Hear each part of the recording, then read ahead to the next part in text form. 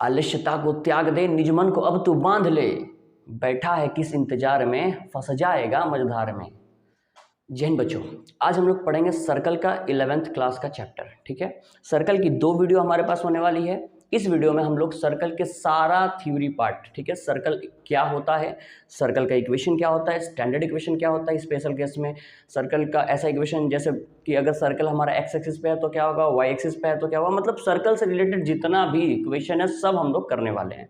फिर सर्कल का parametric equation क्या होता है, पैरामीट्रिक इक्वेशन होता क्या है, ठीक है, ये सारा विथ स्टैंडर्ड इक्वेशन, मतलब हम लोग सर्कल का पूरा थ्योरी पार्ट हम लोग इस वीडियो में देखने वाले हैं। और ये वीडियो अगर सभी अच्छे से देखते हो, ठीक है, तो आई थिंक पूरा तुम्हारा क्लियर हो जाएगा। और ये क्लियर होने के बाद तुम किसी भी बुक का सम करोगे तो आसानी से उसको सॉल्व कर पाओगे। Either it is R D Sharma, either it is जसन दे, कोई भी बुक ले लो, ठीक है। तो हम लोग सर्कल आज पूरा जो है लपेट देने वाले हैं, पूरा खत्म कर देने वाले हैं।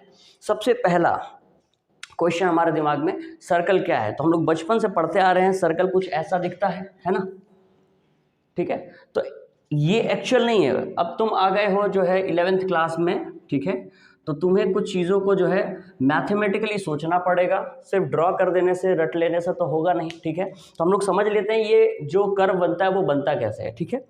तो हमारे पास एक सर्कल का डेफिनेशन दिया हुआ है, ठीक है, देखो इसे से हम लोग समझेंगे। Circle is the locus of points equidistance from a given point. यहाँ पे 2 बातें देखने लायक है, पहला लोकस और दूसरा इक्विडिस्टेंस, ठीक है। ये 2 पॉइंट, क्योंकि जब भी तुम कोई डेफिनेशन पढ़ रहे हो, आइदर इट इज मैथमेटिक्स में तो बहुत कम आता है, फिजिक्स केमिस्ट्री जो भी हो, ठीक है, तुम की पॉइंट्स को पकड़ो, ठीक है, जो की पॉइंट है। जैसे मैं अगर सर्कल की डेफिनेशन देखूं तो लोकस और इक्विडिस्टेंस ये की पॉइंट है, ठीक है। अब जैसे देखो, सबसे पहला क्वेश्चन आता है सर लोकस क्या है, और इक्विडिस्टेंस तो आई थिंक सबको समझ आ गया होगा, फिर भी मैं बताऊंगा। लोकस मतलब सिंपल लोकेशन से लोकस आया है, यानी लोकस एक कर्व बोल सकते हो, एक पॉइंट बोल सकते हो, जो एक पोजीशन को रिप्रेजेंट करेगा, ठीक है। जैसे मान लो अगर मैंने एक पॉइंट ले लिया P, ठीक है, ये एक पोजीशन को रिप्रेजेंट कर रहा है, ठीक है। और सपोज यहाँ पे एक पॉइंट है A, ये भी एक पोजीशन को रिप्रेजेंट कर रहा है, ठीक है। अगर मैं दोनों को ज्वाइन करता हूँ, ठीक है, तो मुझे एक लाइन मिलती है, स्ट्रेट लाइन मिलती है, ठीक है। तो ये सब एक लोकस है, ठीक है, एक तरह का पोजीशन को रिप्रेजेंट कर रहा है, ठीक है। तो क्या कर रहा है, circle is the locus of points, points मतलब बहुत सारी पॉइंट्स हैं, equidistance from a given point and that given point is centre, यानी जो सर्कल का वो गिवन पॉइंट होगा जहां से इक्विडिस्टेंस मतलब बराबर दूरी पे होगा, उसको हम क्या बोलेंगे, सेंटर बोलेंगे। तो जैसे मान लो ये एक पॉइंट है, उसी तरह यहाँ बी भी तो एक पॉइंट हो ही सकता है, ऑब्वियसली हो सकता है, और वो भी कितना होगा, अगर ये 10 यूनिट है तो ये भी 10 यूनिट होगा, क्यों, क्योंकि बोला है इक्विडिस्टेंस होना चाहिए। उसी तरह मैं यहाँ भी एक पॉइंट ले सकता हूँ सी, ये भी 10 होगा, इसी तरह मैं यहाँ ले सकता हूँ डी, ये भी 10 होगा। ऐसे हम इनफाइनाइट नंबर ऑफ पॉइंट्स ले सकते हैं, और जब हम उसको ज्वाइन करेंगे तो हमारे पास मिलेगा सर्कल, ठीक है। इसीलिए बोला है कि circle is the locus of points equidistance from a given point, ठीक है। एकदम देखो क्लियर हो गया होगा कि सर्कल बनता कैसे है, ठीक है। तो ये हो गया बेसिक ज्ञान हम लोग का, जिससे हम लोग आगे जाएंगे तो हमें असुविधा नहीं होगी, ठीक है। अब आते हैं मेन फंडा, ठीक है, अब आते हैं मेन फंडा कि सर्कल का इक्वेशन पे आते हैं, ठीक है। तो चलो हम लोग पहले सर्कल का इक्वेशन डेराइव करेंगे, है ना।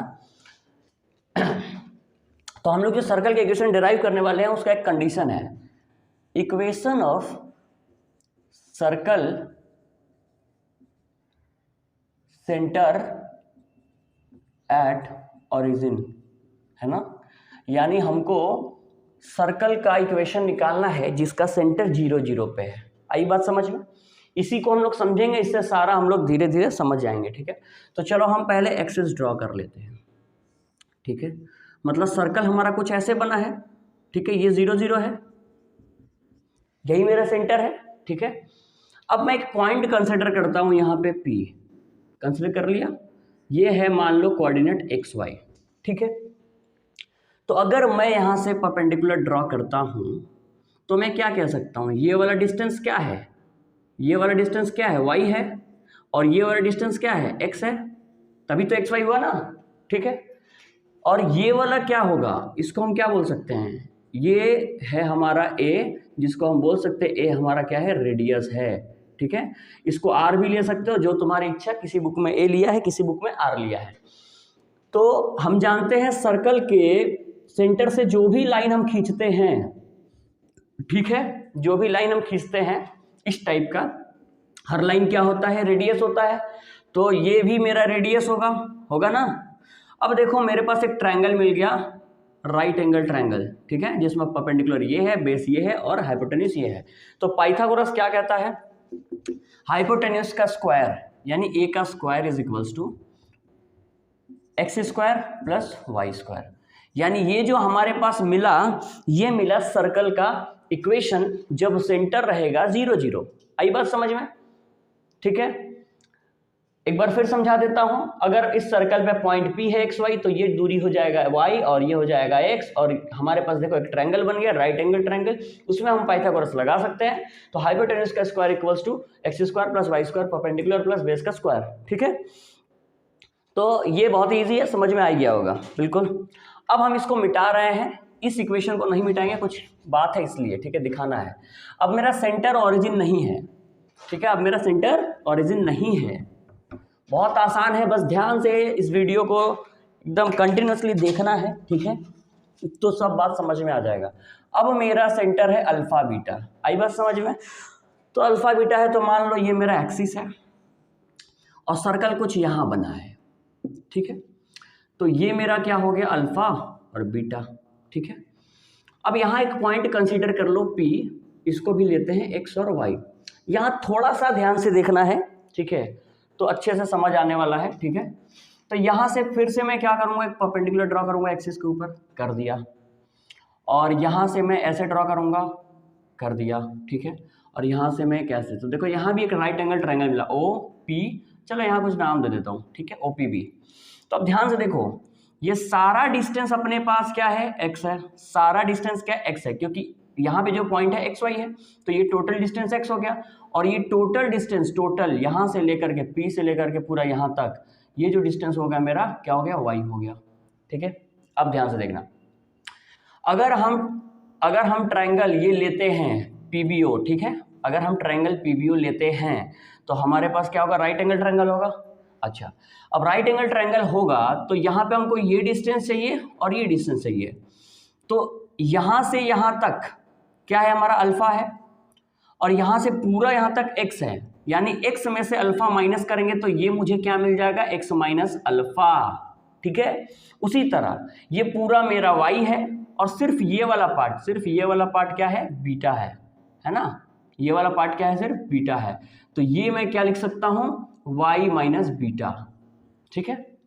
इसको ध्यान से समझोगे, हालांकि बहुत इजी है, फिर भी कई लोग जो है स्ट्रेट लाइन वगैरह सही से नहीं किए हैं तो समझ नहीं आता है, ठीक है। ये पूरा x है, ये सिर्फ अल्फा है, तो ये वाला क्या हो जाएगा, माइनस कर देंगे, और ये पूरा y है और ये सिर्फ बीटा है, तो ये वाला क्या हो जाएगा, माइनस हो जाएगा।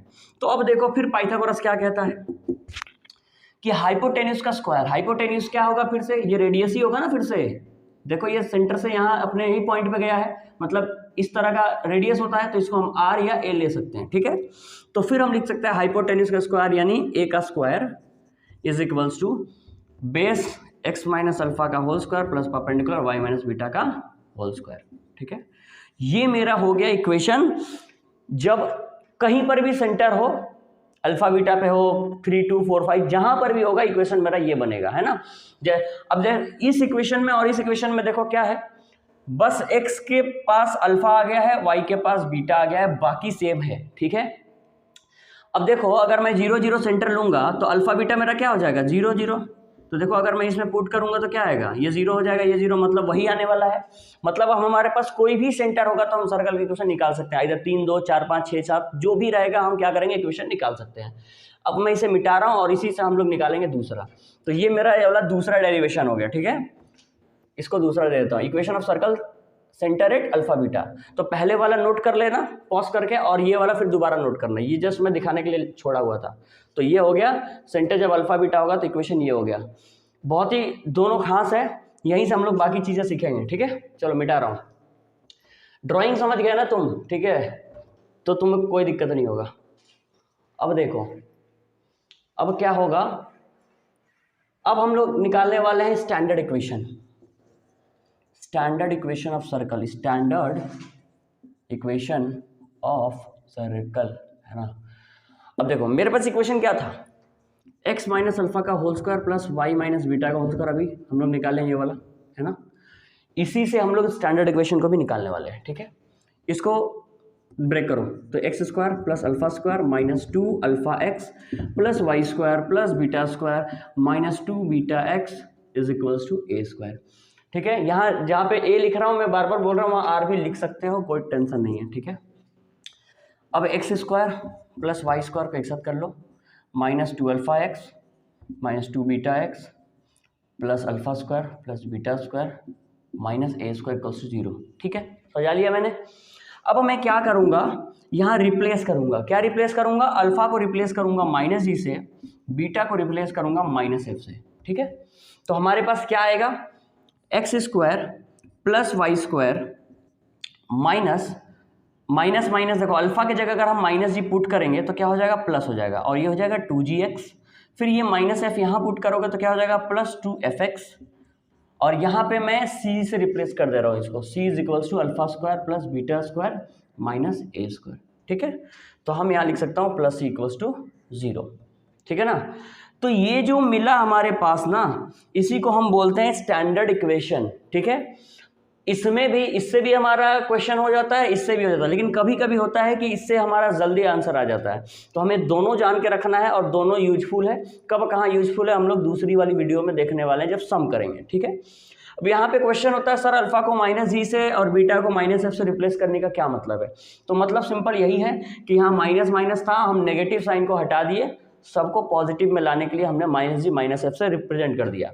तो देखो अगर ये इक्वेशन था तो मेरा सेंटर क्या था, अल्फा बीटा था, है ना।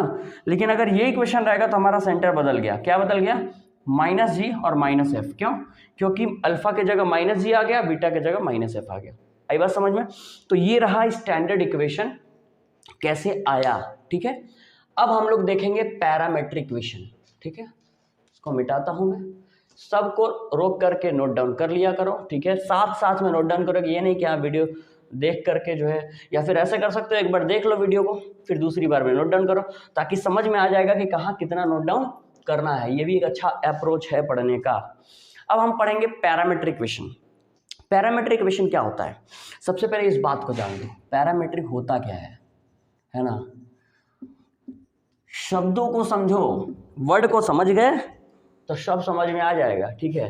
पैरामेट्रिक मतलब क्या है, कभी कभी क्या होता है, कोई भी अगर हम कोनिक सेक्शन की पढ़ाई करें या फिर अगर हम कर्व को पढ़ते हैं तो क्या होता है कि हम एक पैरामीटर ले लेते हैं। पैरामीटर मतलब as a kind of variable value, ठीक है, जो बदलता रहता है, फिक्स नहीं है वो, ठीक है। लेकिन अगर हम किसी चीज़ का वैल्यू निकाल रहे हैं तो एक हम मान के चलते हैं, एक वेरिएबल मान के चलते हैं, उसी को हम पैरामीटर बोलते हैं, ठीक है।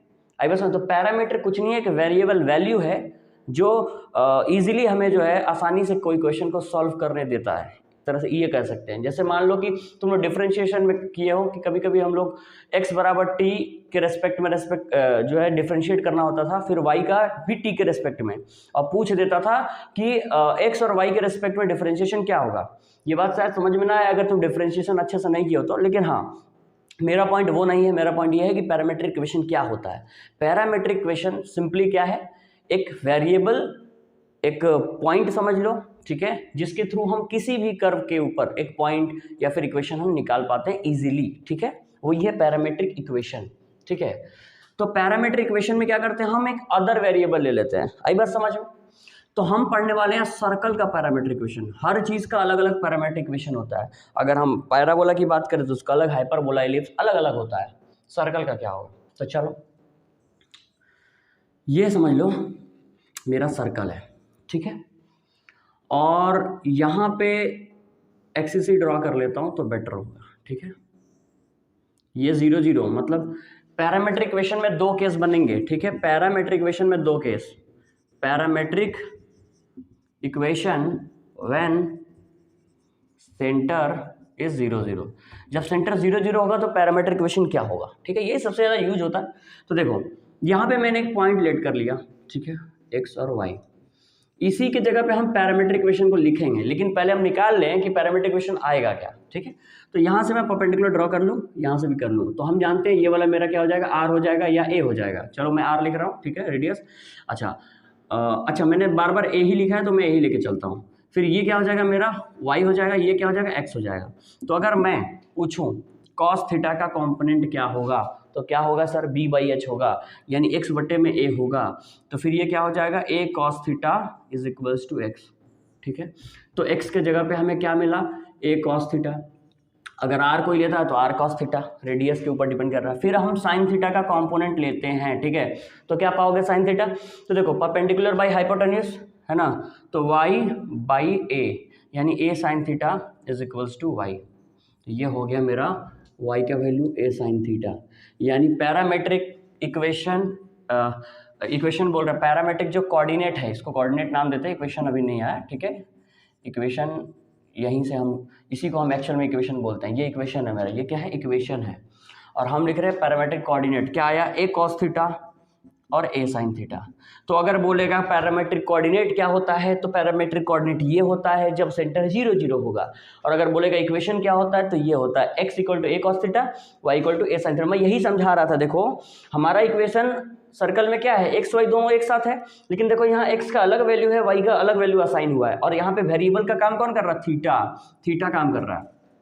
मतलब हमें एक पॉइंट नहीं पता है, ठीक है, तो हम वो पॉइंट आसानी से निकाल सकते हैं अगर सिर्फ मेरे पास रेडियस और थीटा दिया हुआ है तो। ठीक है, इसीलिए कभी कभी ये हेल्पफुल हो जाता है ना, थीटा मिल जाने से और ए मिल जाने से ही मेरे को पॉइंट मिल जा रहा है और ज़्यादा कुछ करना नहीं पड़ रहा है। तो थीटा यहाँ पे पैरामीटर है। ठीक है, चलो अब हम पैरामेट्रिक कोऑर्डिनेट निकालते हैं जब सेंटर हमारा कुछ और होगा। ठीक है, सेंटर हमारा कुछ और होगा। तो सेंटर मान लो इस बार हम ले लेते हैं अल्फा बीटा। यही अल्फा बीटा किसी किसी बुक में एच के लेकर के दिया है, तो कुछ नहीं करना, अल्फा की जगह एच बैठा देना, बीटा की जगह के बैठा देना। तो मान लो सर्कल अब ऐसा है, तो वही करेंगे जो पहले किए हैं। P यहाँ पे एक्स वाई था, बिल्कुल था, यहाँ से परपेंडिकुलर ड्रा करो, ये सेंटर है, और सेंटर हमारा क्या है, अल्फा बीटा। ठीक है, तो यहाँ से एक ट्रायंगल बन गया, और जैसा कि हम लोग जानते हैं ये वाला क्या होता था, y माइनस बीटा होता था। ठीक है, सेकेंड वाला हमने देखा, और ये वाला x माइनस अल्फा होता था, है ना।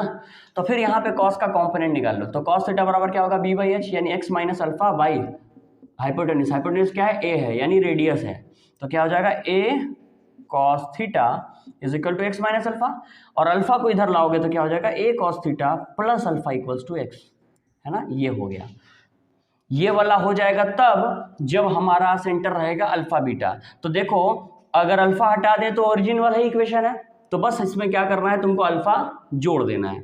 उसी तरह अगर हम डायरेक्ट निकालता हूं तो ए साइन थीटा प्लस बीटा आ जाएगा y बराबर, जैसे ये किया वैसे ये भी आ जाएगा। ठीक है, मतलब बस हमें अल्फा जोड़ देना है, बीटा जोड़ देना है जब हमारा सेंटर अल्फा बीटा पे रहेगा।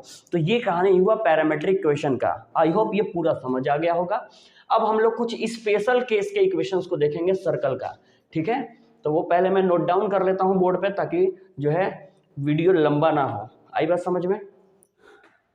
तो ये रहा हमारे पास सर्कल के कुछ स्पेशल केसेस के इक्वेशन। ठीक है, 2-3 और है, तो इसको मिटा के मैं बताऊंगा क्योंकि हमारे पास यहाँ जगह की कमी है, क्योंकि मुझे इधर समझाना भी है। ठीक है, तो देखो क्या कह रहा है कि the centre of a circle be on the x axis, यानी सेंटर जो है सर्कल का वो एक्स एक्सिस के ऊपर है। तो ड्राइंग हमारा कैसे बनेगा, ये मेरा हुआ एक्सिस और ये हो गया एक्स एक्सिस, ये हो गया वाई एक्सिस। तो हमारा जो सर्कल है ना इस पे बन रहा है, ये मेरा सेंटर हो गया। ठीक है, एक्स एक्सिस के ऊपर क्या हो गया, हमारा सेंटर हो गया।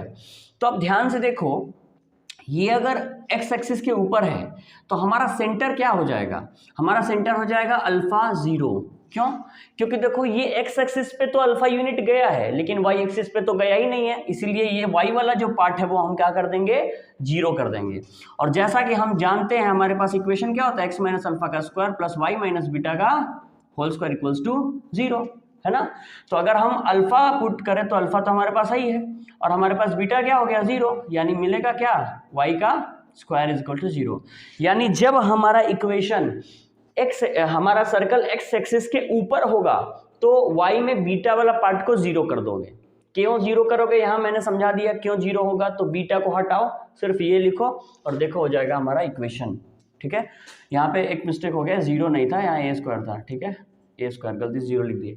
अब देखो, अब हमारे पास जो है, अब हमारे पास दूसरा इक्वेशन, दूसरा क्या कह रहा है कि अगर हमारा सेंटर वाई एक्सिस पे हो, तो कॉमन सेंस वाली बात है, जब एक्स एक्सिस पे था तो बीटा जीरो था, तो वाई एक्सिस पे होगा तो अल्फा जीरो होगा, है ना।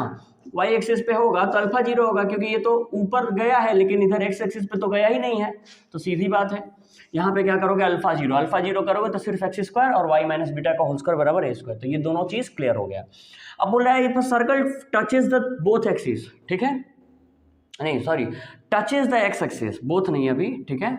यहाँ क्या बोला, ऑन द एक्स एक्सिस, यहाँ बोल रहा है कि टच कर रहा है एक्स एक्सिस को, मतलब इसको समझो ध्यान से, ठीक है।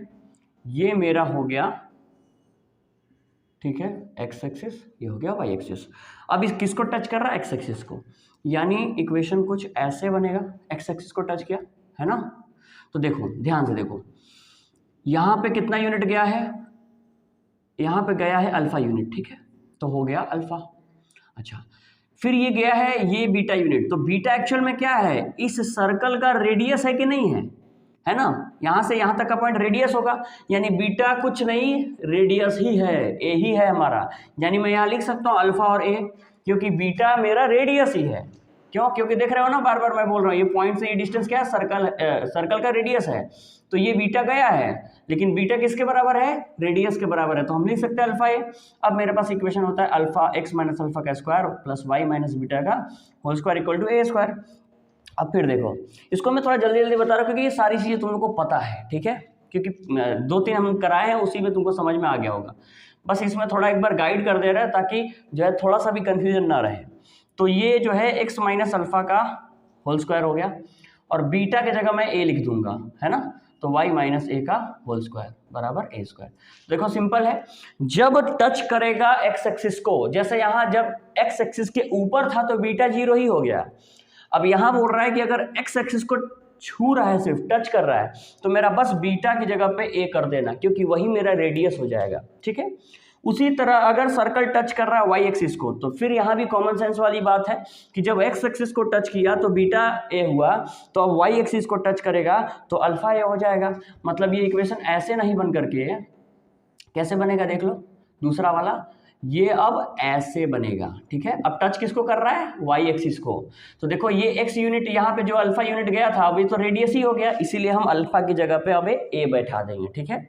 तो बात समझ में आ गई, अगर नहीं आई तो वीडियो को एक बार और देखोगे, आ जाएगा, कुछ है नहीं, ठीक है, कुछ भी नहीं है।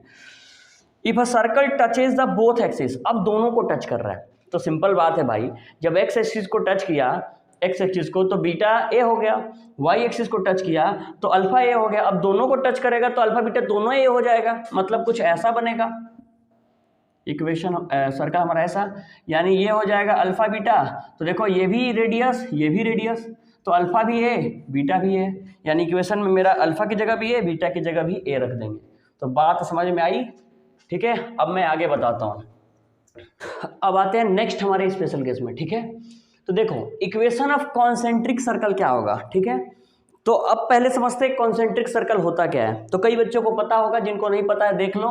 कॉन्सेंट्रिक सर्कल का मतलब ये हुआ कि circle with same centre but different radii, यानी ऐसी सर्कल जिनका सेंटर तो सेम है, क्या है, सेंटर तो सेम है लेकिन रेडियस अलग है। मतलब इस तरह का सर्कल, इसका सेंटर ये हुआ, एक और सर्कल इसका भी सेंटर यही हुआ, एक और सर्कल इसका भी सेंटर यही हुआ, लेकिन देखो इसका रेडियस ये हुआ, इसका रेडियस ये हुआ और इसका रेडियस ये हो गया, ठीक है। तो हम देख रहे हैं कि ऐसा सर्कल जिसमें सिर्फ रेडियस अलग होगा, सेंटर सेम होगा। तो हम जानते हैं हमारे सर्कल के इक्वेशन में कि हमारा सर्कल का इक्वेशन ये होता है एक्स माइनस अल्फा का square plus Y minus beta का square equal to A square. तो देखो मैंने यहाँ a1 लिख दिया, यहाँ a2, क्यों, क्योंकि अल्फा बीटा तो सेम होगा क्योंकि सेंटर सेम है। अब हमारा रेडियस अलग है तो हम एक के रेडियस को a1 का स्क्वायर बोल देंगे, दूसरे के रेडियस को a2 का स्क्वायर बोल देंगे, ठीक है। बात समझ में आई। तो ये हो गया इक्वेशन ऑफ कॉन्सेंट्रिक सर्कल, कुछ नहीं है, ठीक है। अब बात करते हैं नीचे, क्वेश्चन क्या बोला है फिर से कि equation of circle passing through 3, इसको मिटा रहा हूं मैं, ठीक है, जगह हो जाएगा। Equation of circle passing through 3 given points. अच्छा, ऐसा भी इक्वेशन देता है कि एक सर्कल है, वो 3 पॉइंट से पास कर रहा है, कहीं पर भी वो तीनों पॉइंट हो सकते हैं। तो मुद्दा ये है कि अगर 3 पॉइंट हमारे पास दे दिया है तो हम सर्कल का इक्वेशन कैसे निकालेंगे। तो बहुत आसान है, देखो इसी में हमारा वो स्टैंडर्ड इक्वेशन काम आता है, ठीक है। तो हमारे पास क्या है, X square plus Y square plus 2gx plus 2fy plus c equals to 0, यही मेरा स्टैंडर्ड इक्वेशन था ना, ठीक है। ये ऐसे ही क्वेश्चंस में ये इक्वेशन काम आता है। हम क्या करेंगे, अगर ये पॉइंट उस सर्कल के ऊपर है तो इसमें सेटिस्फाई होगा, यानी पास करेगा, बिल्कुल पास करेगा। तो इसमें अगर मैं पुट करूंगा तो क्या हो जाएगा, x1 square plus y1 square plus 2gx1 plus 2fy1 ऐसे करके होगा। तो अब जैसे मान लो हमारे पास तो यहाँ xy है, 2 3 रहेगा ना वहाँ पे, यहाँ पे तो xy के फॉर्म में दिया है समझाने के लिए, वहाँ 2 3 होगा, 4 3 होगा या 6 4 होगा, 3 ठो ऐसे कोऑर्डिनेट होगा। तो जब 2 3 4 पुट करोगे तो देखो ये भी हट जाएगा, यहाँ भी कांस्टेंट वैल्यू आएगा। जैसे मान लो मैं 2 3 ले रहा हूँ सपोज, तो 4 हो जाएगा, 9 हो जाएगा, यहाँ पे फिर 4 g हो जाएगा 4g, फिर यहाँ पे क्या हो जाएगा 3 2 6 f है ना प्लस c इक्वल टू 0। तो GFC में एक इक्वेशन मिल जाएगा, क्या मिलेगा, एक इक्वेशन मिल जाएगा इससे। फिर उसके बाद दूसरा पॉइंट से करेंगे तो GFC में एक और इक्वेशन, फिर तीसरा पॉइंट पास कराएंगे तो GFC में एक और इक्वेशन, यानी GFC में 3 गो इक्वेशन मिलेगा और 3 गो वेरिएबल भी है। जब 3 वेरिएबल हो, 3 इक्वेशन हो तो आसानी से वैल्यू निकल सकती है। तो फिर इसको, इस इक्वेशन को तीनों को सॉल्व करोगे जिस भी मेथड से आता हो तो आ जाएगा तुम्हारे पास क्या, ये इक्वेशन। क्यों, क्योंकि जब तीनों को सॉल्व करोगे तो g का वैल्यू मिल जाएगा, f का वैल्यू मिल जाएगा, c का भी वैल्यू मिल जाएगा, है ना। जब पास कराओगे 3 इक्वेशन मिलेगा तो फिर g को लाके यहाँ पुट कर दो, f को पुट कर दो, c को पुट कर दो, तो जो इक्वेशन आएगा मेरा x स्क्वायर वाई स्क्वायर करके, वो मेरा हो जाएगा सर्कल का इक्वेशन। आई बात समझ में। तो ऐसे निकालेंगे। चलो नेक्स्ट वीडियो में हम इस सब पे सवाल देखने वाले हैं, ठीक है। अब देखो, अब बोला है equation of common chord of 2 given circle. 2 circle है, उन दोनों का कॉमन कॉर्ड का इक्वेशन। जैसे मान लो एक सर्कल ये है, एक सर्कल ये है, यहाँ पे a और b, ठीक है, एक कॉर्ड है, ए बी कॉर्ड है। ये देखो ये कॉर्ड क्या है, इस सर्कल का भी है और इस सर्कल का भी है ये कॉर्ड, ठीक है। इस सर्कल पे भी कॉर्ड है ये और इस सर्कल पे भी कॉर्ड है, ठीक है।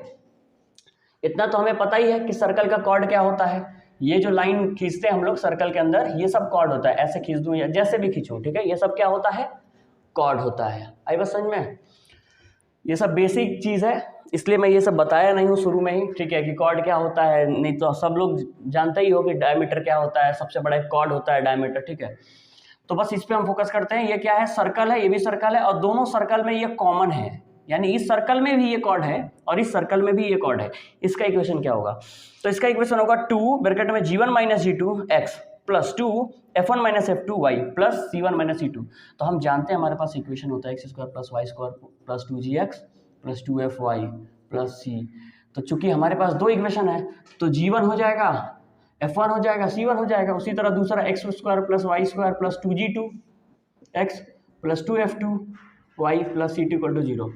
अब जब हम दोनों को सॉल्व करेंगे तो हमारे पास इक्वेशन मिल जाएगा ये कॉमन कॉर्ड। और ये कॉमन कॉर्ड क्या है, एक स्ट्रेट लाइन होगा, है ना। ये क्या होगा, एक स्ट्रेट लाइन होगा। तो स्ट्रेट लाइन का इक्वेशन एक्स वाई में ही होता है, हम जानते हैं कि देखने में कुछ ऐसा होता है स्ट्रेट लाइन का इक्वेशन, है ना। तो ये जो इक्वेशन आएगा इस फॉर्म में आएगा, स्क्वायर इसीलिए यहाँ कहीं नहीं है, ठीक है। तो ये इक्वेशंस को समझोगे। चलो कॉमन कॉर्ड हो गया। अब बात करते हैं नीचे कि find the equation of circle joining 2 points joining diameter है ना। मतलब एक सर्कल दिया है और यहाँ पे एक डायमीटर है ए बी, तो यहाँ पे एक पॉइंट दे दिया है x2 y2 और यहाँ पे x1 y1, ठीक है। इन दोनों पॉइंट्स की मदद से हमारा इक्वेशन क्या आएगा, तो हमको ये फॉर्मूला यूज करना है कि अगर 2 पॉइंट डायमीटर का दिया है, डायमीटर ऐसे भी हो सकता है, बस सेंटर से पास करे, वही तो डायमीटर है ना। तो यहाँ पे जो होगा CD है ना, तो ये CD में भी हो सकता है कोई पॉइंट हो। तो जो भी 2 पॉइंट होगा वो डायमीटर का पॉइंट होगा। मैं डायमीटर क्यों बोल रहा हूँ बार बार, क्योंकि देखो अगर पॉइंट मेरा यहाँ ये है और एक पॉइंट यहाँ A मिल जाए, यहाँ पॉइंट B मिल जाए, तो उसका ये प्रोसेस नहीं करेंगे, ठीक है, समझ में आया। क्योंकि ये देखो दोनों डायमीटर के पॉइंट यहाँ, एक यहाँ A है और एक यहाँ B मिल जाए तो बात बने, ठीक है। तो उसके लिए हमारे पास सिंपल क्या है, ये इक्वेशन है x minus x two into x minus x one. बहुत आसान है, एक बार x2 को घटाओ फिर x1 को घटाओ, प्लस करके y2 को घटाओ फिर y1 का घटाओ, खत्म। ठीक है, तो जब ज्वाइनिंग डायमीटर ऐसा पॉइंट रहेगा तो ये करेंगे। अब एक लास्ट, ठीक है, सर्कल का लास्ट, वो लास्ट क्या चीज़ है, पोजीशन ऑफ पॉइंट पूछता है कभी कभी, पोजीशन ऑफ पॉइंट। जैसे देखो एक हमारे पास 2-3 पॉइंट दे दिया, अब ये बोलेगा सर्कल के ऊपर है या आउटसाइड द सर्कल है, और एक सर्कल का इक्वेशन भी दे देगा। जैसे मान लो मैंने लिखा है x² + y² + 2x - 3y = 0, ये एक सर्कल का इक्वेशन मैंने लिख दिया। अब बोल रहे हैं ये जो पॉइंट है इसके ऊपर लाई करेगा या अंदर लाई करेगा या बाहर लाई करेगा। तो देखो अगर इसका वैल्यू ग्रेटर देन 0 आता है तो ये आउटसाइड लाई करेगा, आउटसाइड। ठीक है, इसका वैल्यू इसमें पुट करो, अगर ग्रेटर देन 0 यानी 0 से ज्यादा कोई वैल्यू आएगा मतलब वो आउटसाइड होगा। ठीक है, अगर इक्वल टू 0 है तो ऑन होगा, ऑन यानी सर्कल के ऊपर ही ये कहीं पॉइंट है, सर्कल के ऊपर ही कहीं पॉइंट है अगर इक्वल टू 0, और अगर लेस देन 0 तो इनसाइड है यानी अंदर में है, यानी यहाँ कहीं पर है ये पॉइंट। ठीक है, तो ये रहा सर्कल का पूरा कहानी। अगर ये पूरा देख लेते हो तो किसी भी तरह का कॉन्सेप्ट हो इसमें सर्कल में छूटा नहीं है, सब कुछ खत्म हो गया है, और इसको पूरा देखने के बाद किसी भी बुक का सम आसानी से कर सकते हो। ठीक है, तो wait for the next video for the solution. ठीक है, अगर इसका मैं कोशिश भी करूंगा इसका PDF जो है मैं लिंक में डाल सकूं। ठीक है।